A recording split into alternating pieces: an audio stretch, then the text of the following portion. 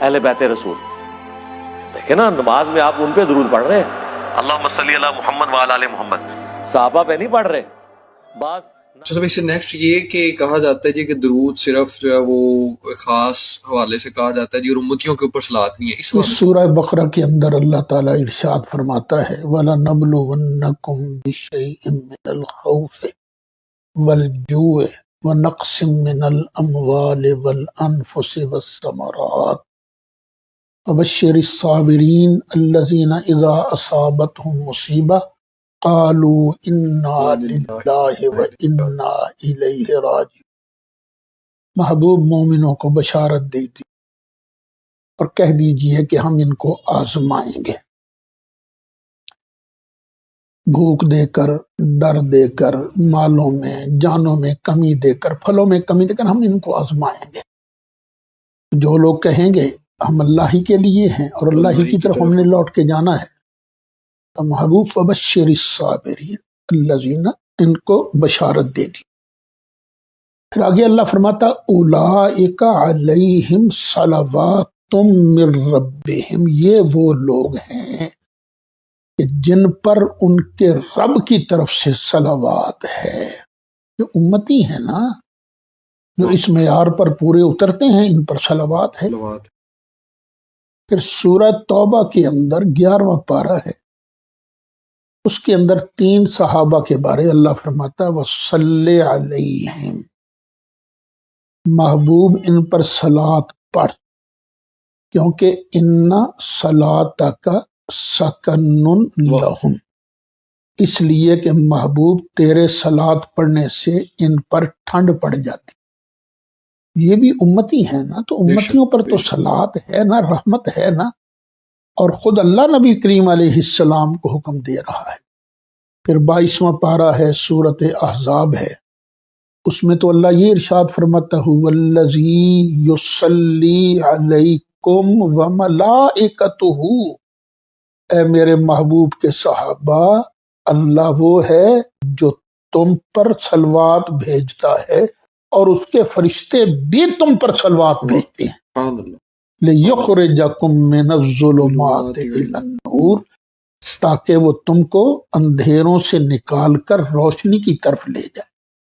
بیٹے یہ صحابہ کرام کے خلاف باقاعدہ پیسے کسی سے لے کر یہ پروپیگنڈا کیا جا رہا ہے. صحیح سنیت یہ ہے کہ بندہ صحابہ کرام کے دامن سے بھی وابستہ رہے اور نبی کریم علیہ الصلاۃ والسلام کی اہل بیت سے بھی وابستہ رہے. بے شک دیکھو میں اکثر تقریروں میں کہا کرتا ہوں بالفرض اگر سرکار کی اولاد کے بارے میں کوئی آیت نہ ہوتی، کوئی حدیث نہ ہوتی، پھر بھی عقل کا تقاضا یہ تھا کہ نبی کریم علیہ السلام کی جو اولاد ثابت شدہ ہے اس کے بارے میں بغض نہ رکھا جائے. کیوں؟ اس لیے کہ اگر کوئی میری اولاد سے بغض رکھے گا تو مجھے تو اچھا نہیں لگے گا، کوئی آپ کی اولاد سے بغض رکھے گا تو آپ کو اچھا لگے گا. تو بیٹے اسی عقل کے پیمانے سے جو نبی کریم علیہ السلام کی اولاد جو اولاد ثابتہ ہے، اور اولاد میں کون کون شامل ہیں؟ بیٹوں میں حضرت قاسم ہیں، حضرت عبداللہ ہیں جنہیں طیب و طاہر کہا جاتا ہے، حضرت ابراہیم ہیں، اور نواسوں میں حضرت امام حسن ہیں، امام حسین ہیں، اور 2 نواسے اور بھی فوت ہوئے تھے، حضرت سیدہ رقیہ کے بیٹے. تو یہ ان سے جو بغض رکھے گا وہ سرکار کو پیارا نہیں لگے گا. اور شہزادیوں میں حضرت سیدہ زینب ہیں، حضرت سیدہ رقیہ ہیں، حضرت سیدہ ام کلثوم ہیں، اور حضرت سیدہ طیبہ طاہرہ فاطمہ زہرا ہیں، جن کو جنتی عورتوں کی سردار کہا گیا ہے. جو ان سے بغض رکھے گا وہ سرکار کو اچھا نہیں لگے گا، سرکار اس سے ناراض ہوں گے. اگر کسی میں ہمت ہے تو سرکار کی ناراضگی اختیار کر لے، ہمارے اندر تو اتنی ہمت نہیں ہے. اچھا بعض حضرات کو سمجھ نہیں آتی، کہتے ہیں کہ 4 شہزادیاں تو سرکار کی اولاد ہیں، سیدہ طیبہ طاہرہ کو جنت کی سرداری کیوں ملی؟ بڑی شانیں ہیں باقی صاحبزادیوں کی بھی. حضرت سیدہ طیبہ طاہرہ حضرت زینب کی تو نبی کریم علیہ السلام نے بہت تعریف فرمائی ہے. بات یہ ہے مجموعی طور پر بعض اوقات باپ ایک ہوتا ہے، بیٹے کئی ہوتے ہیں، لیکن اللہ کسی ایک کو چن لیتا ہے. جس طرح یعقوب علیہ السلام کے 12 بیٹے تھے، لیکن اللہ نے سب سے زیادہ مرتبہ حضرت یوسف علیہ السلام کو دیا تھا.